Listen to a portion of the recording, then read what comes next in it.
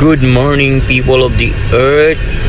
Finally, nandito na aking ipapakain sa aking manok, patuka sa aking manok. So ang gagawin ko i-mix ko lang to para yung integrity at saka corn mag-mix sila. Ganito nga lang pala magpakain ng manok, guys. Oo, maaga nga ako nagising upang magbili ng patukaan ng manok at pakain na aking mga manok kasi alam mo naman ang mga manok na to hindi aalis hanggat hindi nakakain. So guys, imikos-mikos ko na ha. So abangan nyo lang ang gagawin ko. Papakainin ko itong aking mga alaga kasi mahal na mahal kong alaga akong manok kasi dyan naman tayo kumikita at kasabay na lang ating kakatayin. Tingnan nyo guys, ang dami kong manok dito. Well, kung nagustuhan mo aking video, baka pwede naman pa-like at pa-subscribe mo. Panandalian lang. Tingnan nyo guys, sasabihin ko sa inyo kung anong sekreto ko sa pag-aalaga ng manok. Ito, kumikita nga pala ako ng 5,000 sa isang buwan sa aking manok.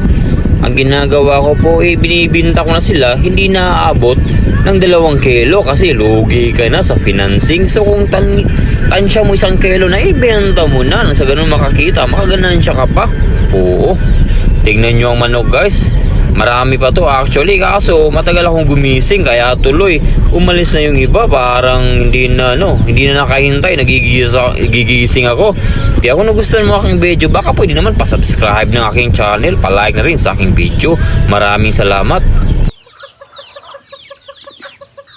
Dumating na siya.